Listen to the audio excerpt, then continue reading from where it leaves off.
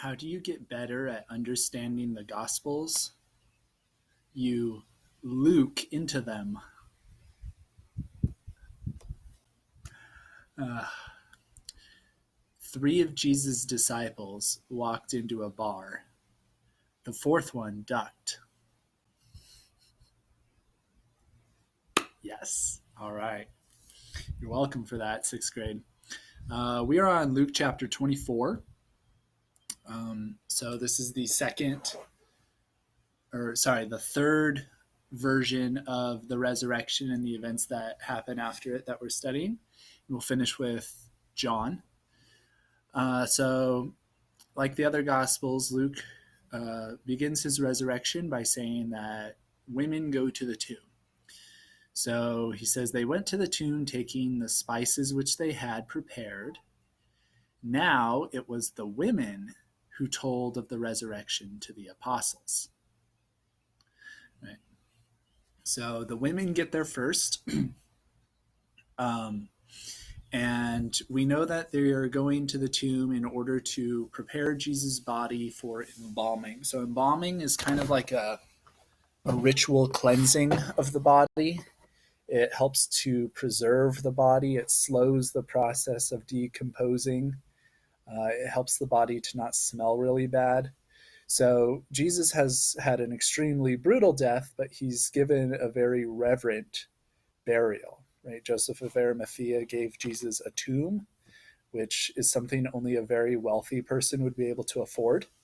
Very few Jewish people of the time would have been able to afford being buried in a tomb. So Jesus is buried in a tomb, and more than that, his body is very well taken care of. Right, so the women bring spices, which they're going to use to anoint Jesus' body to prepare him for burial.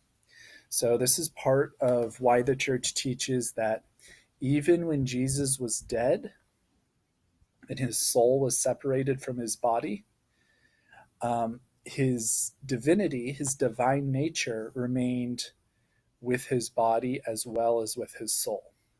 Right? So it's obvious that Jesus' divine nature remained with his soul when Jesus died. But because the soul is separated from the body, it was not always obvious to Christians if Jesus' divine nature stayed with his body or not. But the fact that his body is being treated so reverently is part of the church's assertion that his divine nature actually stayed with his body as well. Right? So Jesus' body is very, very important, not just to us, but also to the Trinity, to Jesus. Right? In heaven, Jesus still has his human body. All right, so the women are the first to learn of the resurrection, and they tell the apostles out of a sense of humility and obedience, right? They could just like start running around in the streets proclaiming that Jesus is risen from the dead, but instead they decide to humbly go to the apostles because they recognize that the apostles have authority here. And so the women show a good example of Christian humility, right? And it's because they are humble that God graces them with the knowledge of the resurrection first. The women know before any of the apostles do. But the apostles don't believe the women when the women tell them this.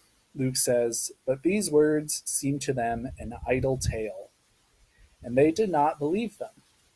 But Peter rose and ran to the tomb, and he went home wondering what had happened." All right, so the apostles think that the women are just like gossipy or making it up or hysterical with grief and aren't making any sense, so they don't listen to them. But Peter, because he's the leader, he's the head of the apostles, he's like, okay, I need to investigate this. So Peter goes to the tomb, and sure enough, he sees that the tomb is empty.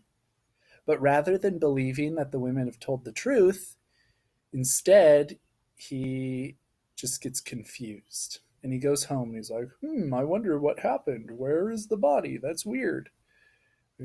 So again, the women are setting a really good example by telling the apostles and by telling Peter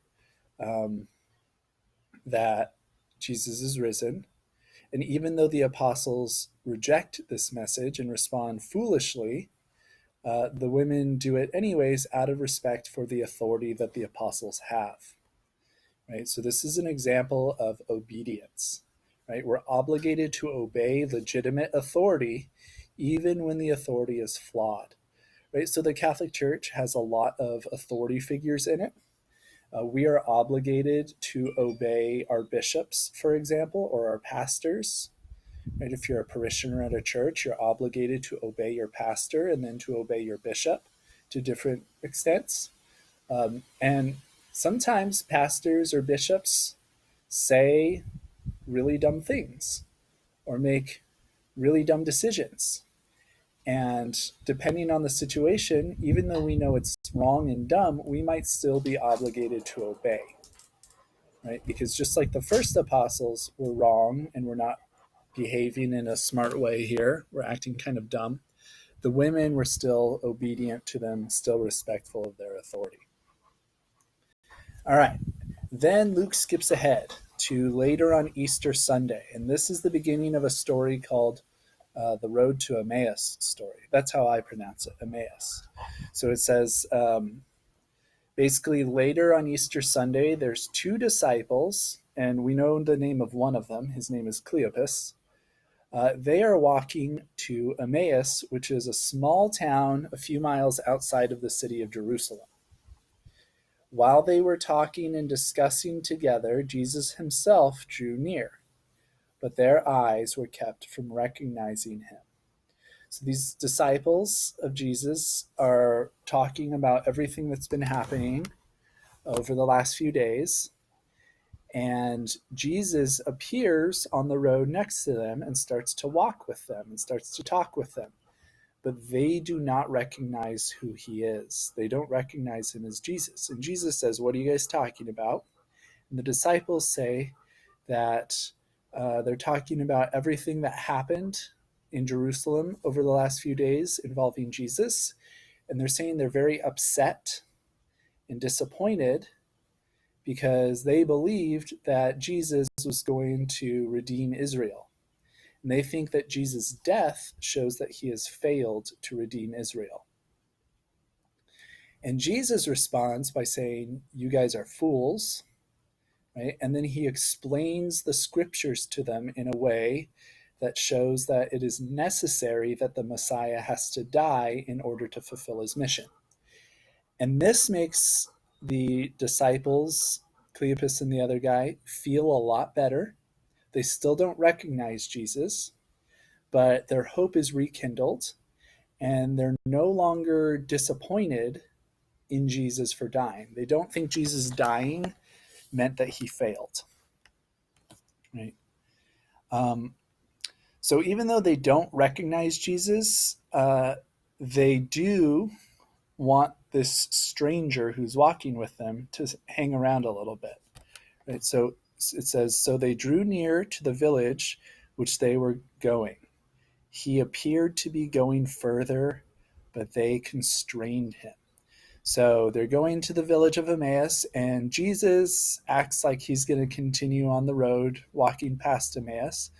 But these disciples sense that they want this guy around them, so they invite him to eat dinner with them.